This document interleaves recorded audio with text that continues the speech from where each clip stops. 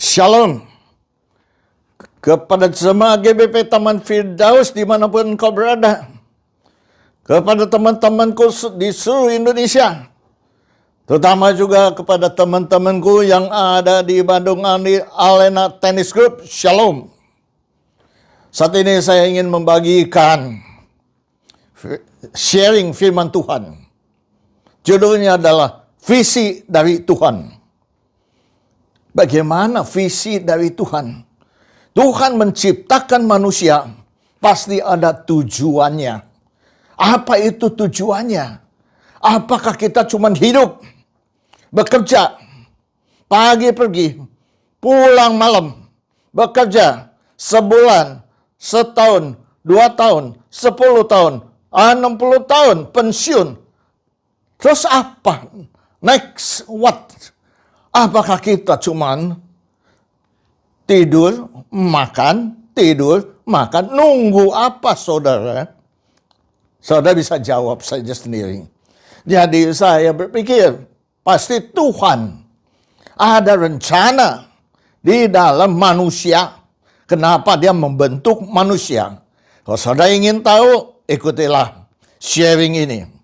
Yaitu kalau kita membaca dari Kejadian 1 ayat 26. Apa itu? Tuhan membentuk manusia itu serupa segambar dengan Tuhan. Serupa segambar dengan Tuhan itu adalah visi Tuhan. Tuhan ingin supaya kita serupa segambar dengan Dia. Kalau visi, kita baca di Amsal 29 ayat 18 mengatakan, bila tidak ada wahyu, menjadi liarlah rakyat. Berbahagialah orang pegang hukum, saudara. Maka itu perlu kita ada visi. Visi itu adalah serupa segambar dengan Allah. Bagaimana Pak Handi bisa serupa segambar dengan Allah di dalam kehidupan kita?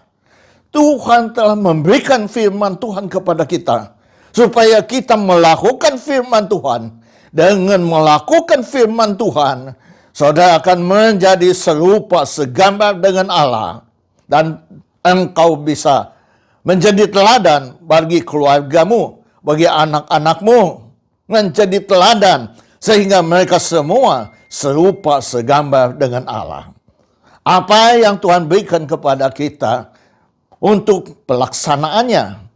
Ada 2. 1. Kasih kepada Allah. Matius 22 ayat 37 dan 39. Yang pertama adalah, kasihlah Allah dengan segenap hati, dengan segenap jiwa, dengan segenap kekuatan, dan dengan segenap akal budimu. Itu yang pertama, yang utama. Jadi, kita harus mengasihi Allah. Bukan mengasihi Allah hanya begitu saja. Dengan segenap hati. Dengan segenap hati itu namanya sungguh-sungguh.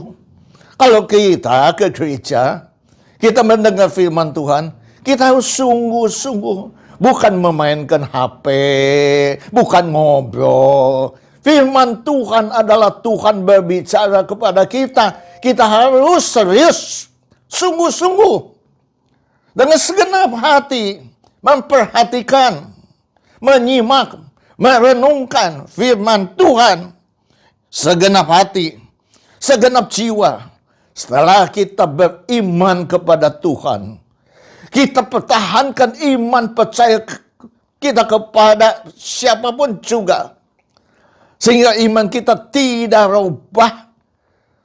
Dan percayalah bahwa engkau akan melihat Tuhan begitu besar kasih kepada manusia yang sungguh-sungguh kepadanya. Apalagi yang mau mengorbankan jiwanya demi pekerjaan Allah di dunia ini. Segenap jiwa, segenap kekuatan. Selagi kita masih punya kekuatan, saudara, kita bekerja untuk Tuhan. Betul, kita ada yang bekerja di perusahaan. Tetapi hati kita melekat kepada Tuhan.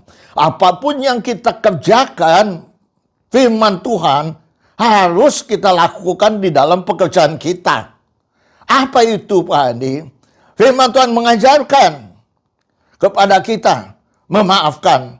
Jadi kalau ada staf-staf yang salah atau engkau yang salah, harus saling memaafkan, berbuat baik.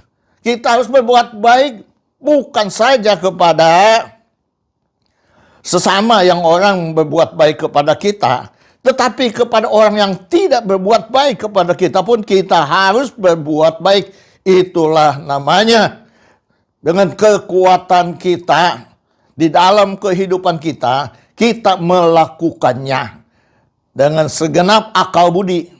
Kita menerima Tuhan Yesus. Kita percaya kepada Allah itu bukan karena ikut-ikutan, tetapi dengan pikiran yang sadar. Dengan kepintaran, kepandaian kita, kemampuan kita, kita percaya kepada Tuhan Yesus Kristus. Saudara melihat di dunia ini, setengah penduduk dunia ini sudah percaya kepada Tuhan kita, Yesus Kristus. Maka dengan segenap, ini adalah kuncinya untuk melaksanakan perintah yang kedua. Yaitu ayat 39. Kasihilah sesamamu seperti engkau mengasihi dirimu sendiri. Mengasihi sesama. Sesama itu siapa? Bahasa Inggrisnya, love your neighbor as you love yourself. Kasihilah tetanggamu seperti engkau mengasihi dirimu sendiri. Neighbor, tetangga. Siapa tetangga kita yang paling dekat? Istri kita yang paling dekat. Suami kita yang paling dekat. Anak-anak kita yang paling dekat. Keluarga kita yang paling dekat. Tetangga sebelah kanan, sebelah kiri kita itu yang paling dekat. Dan juga siapa lagi? Orang-orang yang sering ketemu dengan kita itulah namanya neighbor, tetangga kita. Diberikan contoh. Contohnya seorang yang dirampok di dalam perjalanannya. Dirampok, saudara. Setelah itu bukan saja dirampok, tapi dipukul sampai hampir mati. Ada imam. Imam itu kita menganggap dia itu adalah seperti pendeta dari zaman sekarang ini. Pendeta lewat, pendeta dari jauh-jauh hanya melewati saja. Dan kedua adalah orang Lewi. Orang Lewi adalah pelayan-pelayan Tuhan di bait Allah. Melihat, lewati juga. Tetapi orang Samaria, saudara, yang dianggap tidak mengenal Tuhan, dia melihat ada belas kasihan, ada kemurahan hatinya, ada suka memberinya. Dia berhenti, mengorbankan waktunya untuk berhenti, menolong, mengobati. Setelah itu dia naikin ke keledainya, dia tuntun. Dia sendiri jalan kaki sampai penginapan. Tidak dituliskan penginapan itu berapa kilo, saudara. Saya percaya tidak dekat. Karena perampokan itu pasti di tempat yang sepi, saudara. Berkilo-kilo dia berjalan kaki sampai penginapan, saudara. Bayangkan saja. Setelah sampai di sana, menginap 1 malam, kedua harinya. Dia berikan 2 dinar kepada pegawai penginapan itu. Dan dia katakan, kalau kurang, kembalinya aku akan menambahkannya. Bayangkan siapa di antara 3 orang ini, yaitu imam, orang Lewi, orang Samaria, yang diberitakan bahwa itu sesama manusia. Siapa itu? Orang Samaria lah yang disebut sesama manusia. Maka itu, sesama manusia itu harus mempunyai hati. Hati yang murah hati. Hati yang penuh berbelas kasihan. Hati yang mau berkorban. Bukan saja berkorban waktu, berkorban uang juga tuh. Itu sesama manusia. Itu tidak gampang. Tapi engkau bisa melaksanakannya. Bisa melakukannya di dalam kehidupanmu. Begitu juga orang-orang saudara yang kita ketemukan yang tadi disebutkan juga dari Lukas 10 ayat 25 orang Samaria, dan yang kedua Matius 5 ayat 44. Demikianlah bunyinya. Tetapi aku berkata kepadamu, kasihlah musuhmu. Jadi bukan saja orang-orang yang kita ketemu, musuh kita pun kasihlah musuhmu. Dan berdoalah bagi mereka yang menganiaya kamu. Saudara bisa. Orang yang menganiaya, orang yang memukul, orang yang menampar kamu, orang yang menghina kamu, saudara. Saya dalam kehidupan saya sudah merasakan semuanya. Apakah saya marah? Memang waktu kita menerimanya, rasanya kita tidak terima. Tapi puji Tuhan, saya bisa menerimanya. Hanya saya tidak bisa melupakannya, saudara. Apapun yang dikatakan, saya ingat. Pernah saya waktu bisnis dahulu. Waktu kita tender, dan kita bagi-bagi porsi. Dan di situ pejabatnya bilang, kamu terlalu banyak. Harusnya ini serahkan kepada dia. Saya kaget juga. Kok dia membentak saya? Saya ingat sampai saat ini. Itu terjadi berapa tahun yang lalu? 40 tahun yang lalu, saudara. Masih diingat. Maka itu janganlah sakiti hati istrimu. Jangan sakiti hati suamimu. Janganlah jangan sakiti hati anak-anakmu. Karena itu akan membekas. Walaupun dia bisa melupakannya, tetapi tetap dalam hatinya dia tergores. Ingat terus. Dilupa-lupai juga. Ingat terus. Sampai saat ini, apapun yang terjadi seumur hidup saya, yang saya disakitin hati, saya tetap ingat. Walaupun saya telah mengampuni mereka semuanya. Ayat 45 mengatakan, Matius 5 ayat 45 mengatakan, karena dengan demikianlah kamu menjadi anak-anak Bapamu yang dari surga, yang menerbitkan matahari bagi orang jahat dan orang yang baik, dan menurunkan hujan bagi orang yang benar dan orang yang tidak benar. Jadi Tuhan itu adil. Tuhan memberikan matahari untuk orang-orang yang benar, orang-orang yang tidak benar, orang-orang yang jahat. Tuhan adil memberikan kepada kita sama. Orang dunia. Amsal 25 ayat 21-22 mengatakan demikian. Jikalau setumu lapar, setumu itu musuh kita lapar, berilah dia makan roti. Dan jikalau ia dahaga, berikanlah dia minum air. Lapar dikasih makan, kasih roti. Dahaga, haus, dikasih minum. Saudara bisa? Musuhmu datang meminta tolong kepadamu, bahwa berasnya habis, engkau kasih beras kepada dia. Minyaknya habis, engkau berikan minyak kepada dia. Anaknya sakit, pinjam uang, saudara. Apa saudara bisa meminjamkan dia? Padahal dia itu adalah musuhmu, saudara.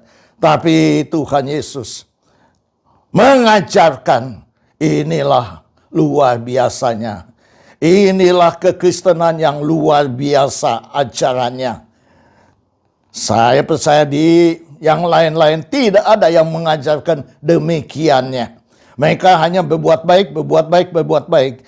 Kalau orang berbuat baik, kita berbuat baik. Kalau orang jahat, ya kita juga berbuat jahat.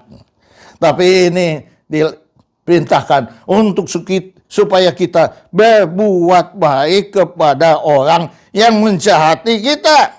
Supaya apa? Amsal 25 ayat 22 mengatakan, karena engkau akan menimbun bara api di atas kepalanya. Orang itu setelah kita berbuat baik karena dia berbuat jahat, hidupnya tidak tenang, merasa berdosa, saudara.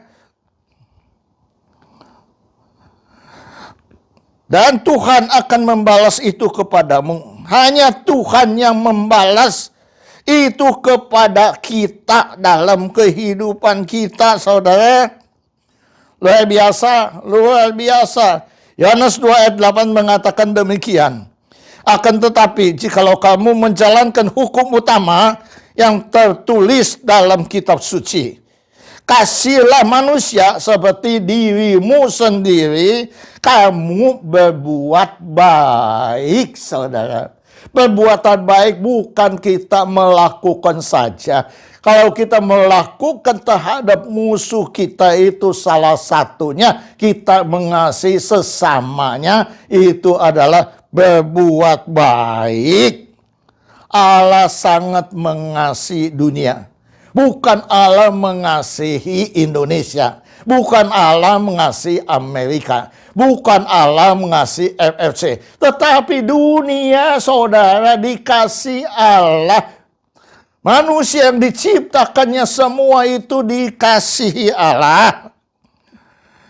Kalau kita baca di Yohanes 3 ayat 16 mengatakan, karena begitu besar kasih Allah akan dunia ini, bukan negara ini, bukan kota ini, sehingga ia telah mengaruniakan anaknya yang tunggal, supaya setiap orang yang percaya tidak binasa, melainkan beroleh hidup yang kekal. Dunia ini, saudara, siapa yang diberikan? Anaknya yang tunggal diberikan kepada kita. Siapa itu? Namanya Yesus Kristus.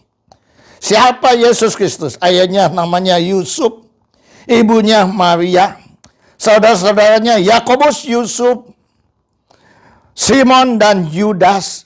Saudara bisa baca di Matius 13 ayat 55. Itu saudara-saudaranya.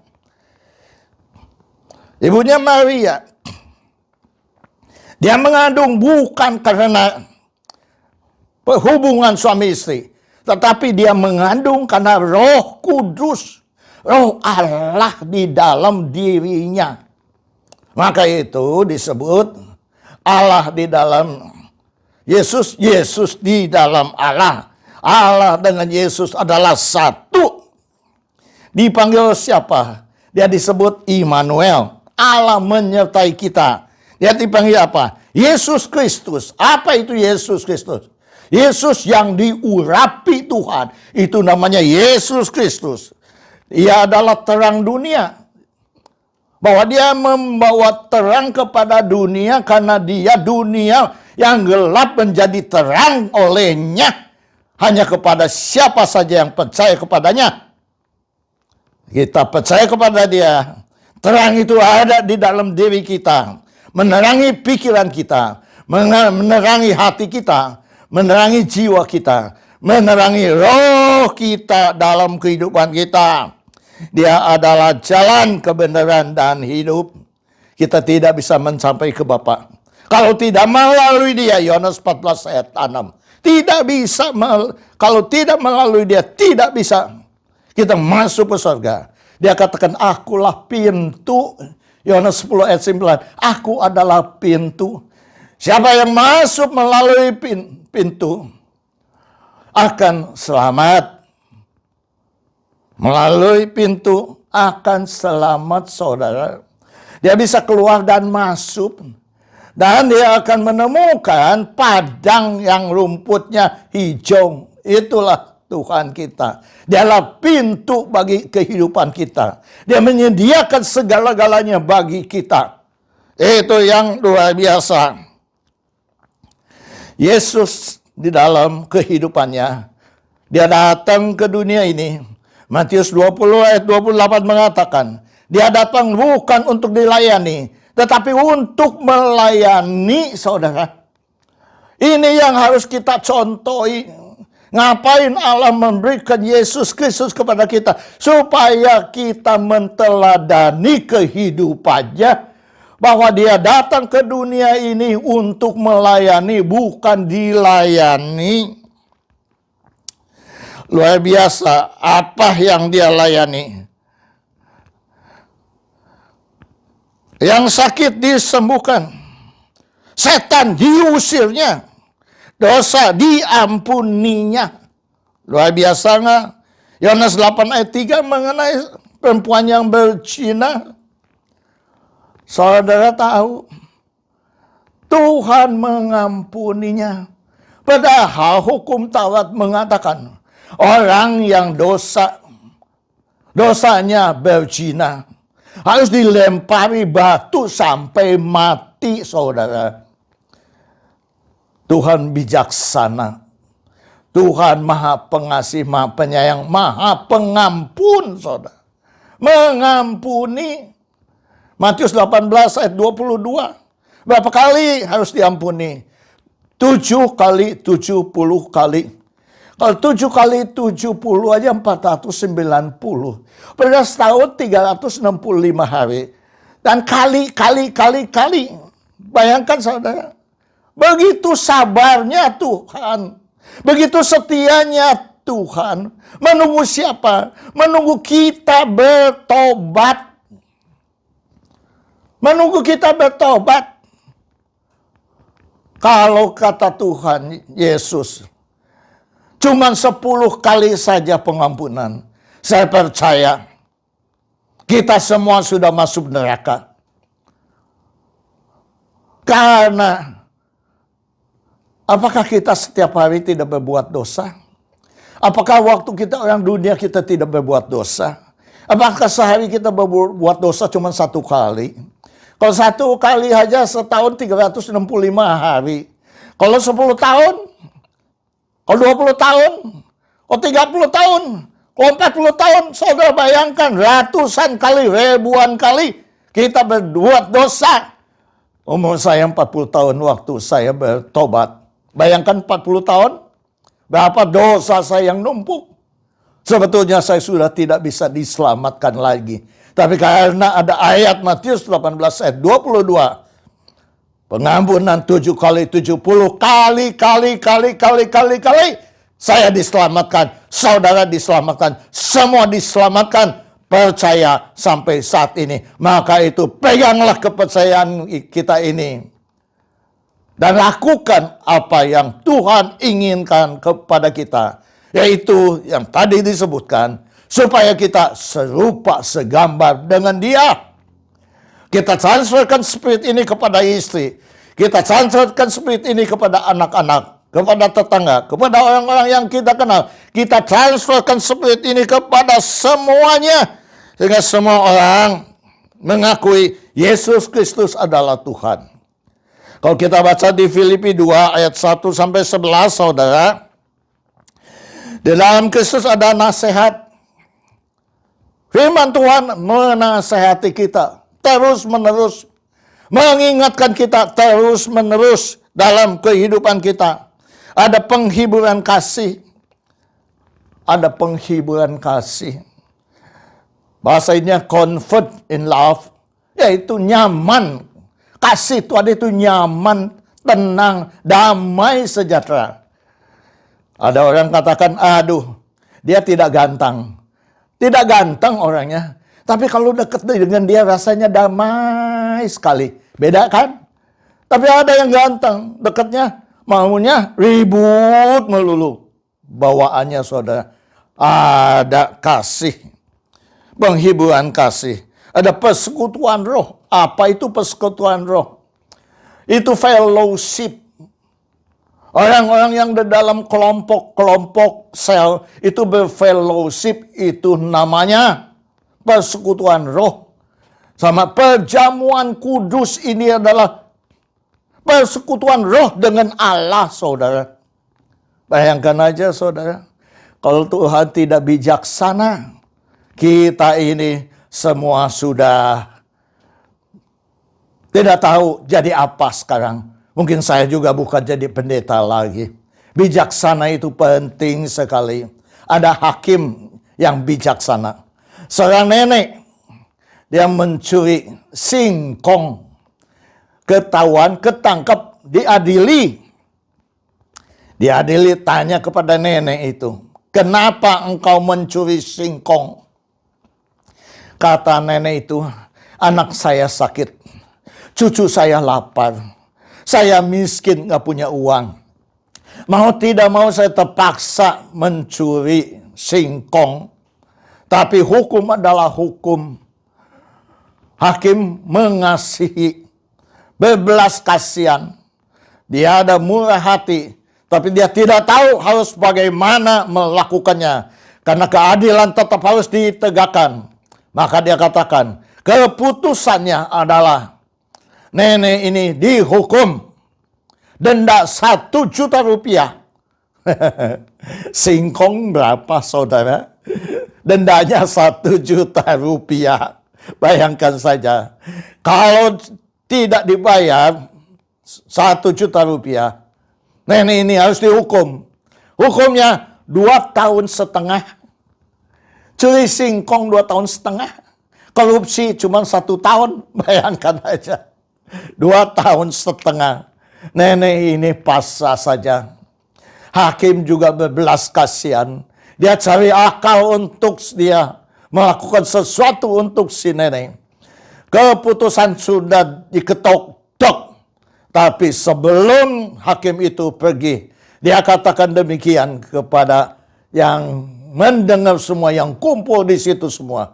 Kamu orang-orang desa ini semuanya yang ada di tempat ini telah membiarkan nenek ini kelaparan, kamu keterlaluan. Maka itu kamu hari ini didenda setiap orang 50.000 rupiah. Tak, udah. Sehingga yang di situ hadir semua bayar 50.000 rupiah. Dikumpul uangnya setelah bayar 1 juta, masih lebih 3,5 juta rupiah. Itu hakim yang bijaksana. Yesus kita bijaksana. Perempuan berzina harusnya dibunuh. Tetapi dia katakan, jangan melakukan lagi, saudara. Hanya itu, jangan melakukan lagi.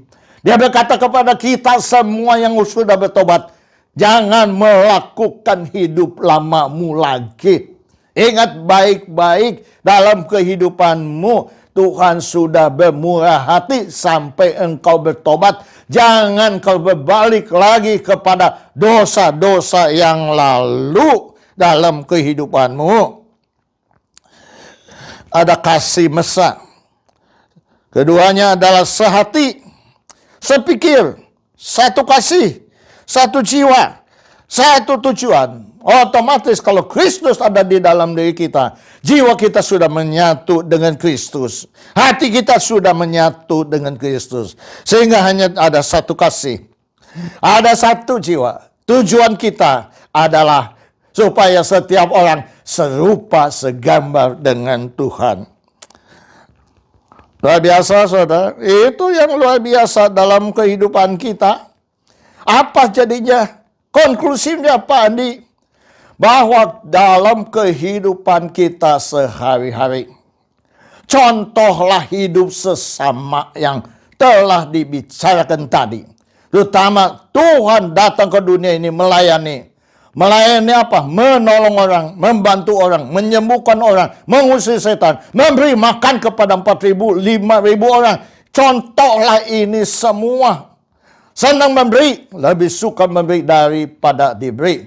Menolong ada badai dihentikan. Menolong orang itu penting dalam kehidupan kita. Membantu apa yang kau bisa bantu, bantulah mereka. Apa yang ada padamu, bukan apa yang tidak ada padamu.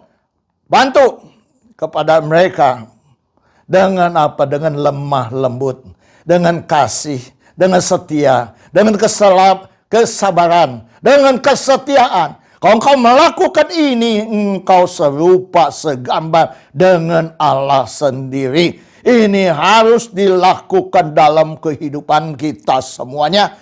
Sehingga sungguh-sungguh firman Tuhan akan meluas. Bukan saja di negara, tetapi di dunia. Ayat Filipi 2 ayat 9-10 mengatakan, supaya dalam nama Yesus bertekuk lutut segala yang ada di langit dan yang ada di bumi. Bertekuk lutut segala yang ada di langit. Apa yang ada di langit? Apa yang ada di bumi? Di langit itu ya malaikat-malaikat yang ada di langit. Semua bertekuk lutut kepada Yesus Kristus. Begitu juga yang ada di bumi, saudara. Segala yang ada di bumi. Seperti sekarang pandemi 19. Semua bertekuk lutut kepada Allah. Mau agama apapun juga mereka bertekuk lutut kepada Allah, memohon pertolongan supaya mereka terlindung dari COVID-19, menggoncangkan dunia. Yesus datang menggoncangkan dunia. Iblis datang untuk menggoncangkan dunia. Maka Yesus mengatasinya untuk supaya juga dunia ini ada damai sejahtera, sukacita yang datangnya daripada Tuhan sendiri. Ayat berikutnya mengatakan, sehingga setiap lidah mengaku. Setiap lidah. Berarti setiap orang yang ada di bumi ini mengaku Yesus Kristus adalah Tuhan. Bagi kemuliaan Bapa. Puji Tuhan. Itulah setiap lidah mengaku. Jadi, dalam kehidupan kita, kita melakukan kebaikan. Kita menolong, membantu kepada orang, berkorban kepada orang. Saudara, dengan kebaikan kita, mereka mengenal Tuhan. Kita tidak perlu untuk menginjil. Kalau engkau tidak diharuskan untuk menginjil. Karena penginjil itu, ingat baik-baik, disebut penginjil itu adalah siap mati. Seperti militer saja, tentara saja. Masuk tentara itu udah siap mati, saudara. Jadi tidak semua Tuhan karuniakan menjadi penginjil. Tapi pemberita kabar baik kepada mereka. Apalagi melalui kehidupan kita, perbuatan baik kita, sifat tindak tanduk kita, itu menobatkan orang-orang mengenal Allah kita, Tuhan Yesus Kristus. Itu yang luar biasa. Itu perlu dicontoh dalam kehidupan kita. Sehingga hidup kita ini berarti. Hidup kita ini bermakna. Dan kita menjadi terang. Keluarga kita diterangi. Mereka merasakan terang kita. Mereka merasakan garam. Akulah garam dunia. Bayangkan aja. Mereka merasakan apa yang kita ada. Mereka merasakan sekeliling kita. Anak mantu cucu kita. Semua keluarga kita. Tetangga kita. Orang-orang yang dekat dengan kita. Merasakannya. Terang yang daripadamu. Yang Tuhan berikan kepadamu.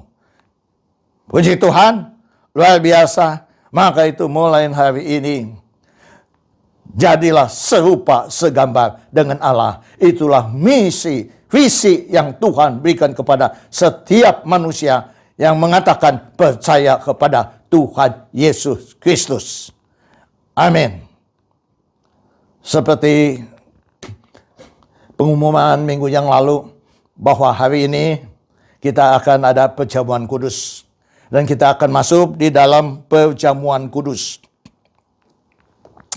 Saya akan nyanyikan lagu salibnya. Salibnya,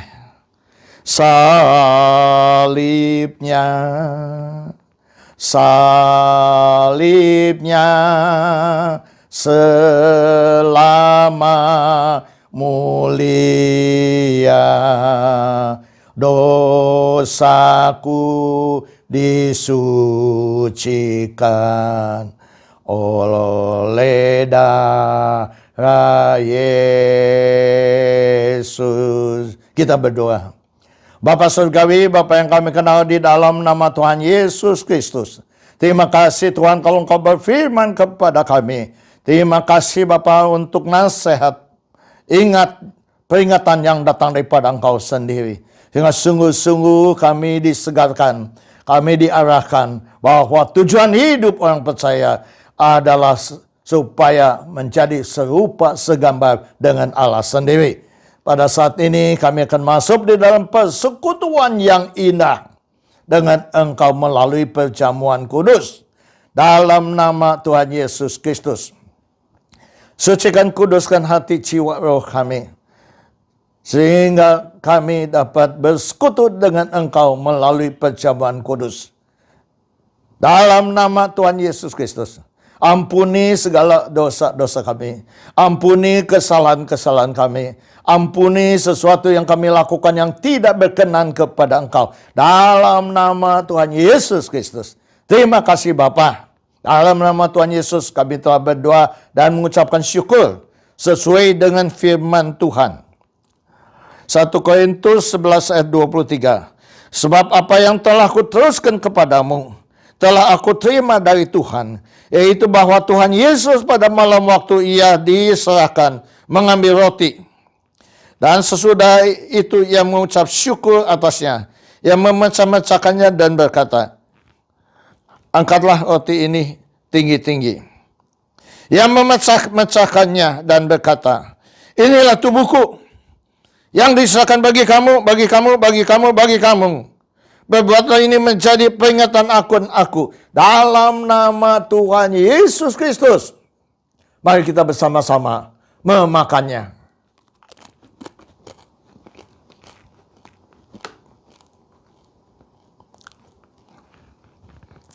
Angkatlah anggur ini tinggi-tinggi.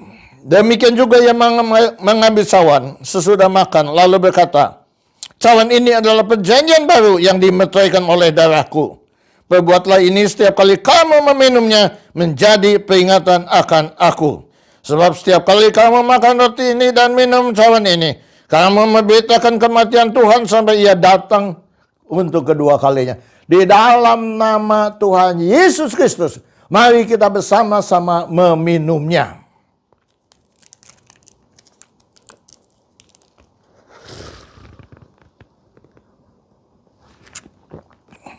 Ucapan terima kasih dengan bahasa kita masing-masing. Terima kasih Tuhan atas kebaikan-Mu, kesabaran-Mu, kesetiaan-Mu, ketekunanmu Tuhan untuk menunggu orang-orang yang berdosa bertobat. Hingga kami bertobat Tuhan. Terima kasih Tuhan Yesus Kristus. Engkau baik, Kau sungguh baik dan sangat baik, amat baik di dalam kehidupan kami. Kami meninggikan Engkau. Kami mengagungkan Engkau. Kami memuliakan Engkau di dalam kehidupan kami. Terima kasih Bapa. Kami serahkan kehidupan kami hanya di dalam pimpinan Roh-Mu yang kudus. Hanya di dalam satu nama. Nama di atas segala nama. Penguasa langit dan bumi dengan seisinya. Namanya Tuhan Yesus Kristus. Kami telah berdoa dan mengucapkan syukur. Haleluya. Kita akan menutup ibadah ini. Angkatlah kedua belah tanganmu. Bapa Surgawi, Bapa yang kami kenal di dalam nama Tuhan Yesus Kristus. Kami percaya mereka yang melihat Kau, mereka belum bertobat, Kau jamah hati jiwa rohnya. Sehingga mereka bertobat Tuhan, mengaku Yesus Kristus adalah Tuhan. Dalam nama Tuhan Yesus Kristus. Kami percaya Tuhan, firman yang ditaburkan tidak pernah kembali sia-sia. Yang akan berakar, bertumbuh dan berbuah dalam kehidupan kami. Dalam nama Tuhan Yesus. Dan terimalah berkat anugerah dari Allah Bapa.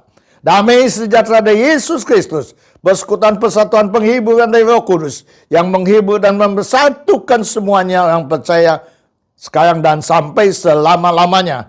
Hanya dalam nama Tuhan Yesus. Kami telah berdoa dan mengucapkan syukur. Haleluya. Amin.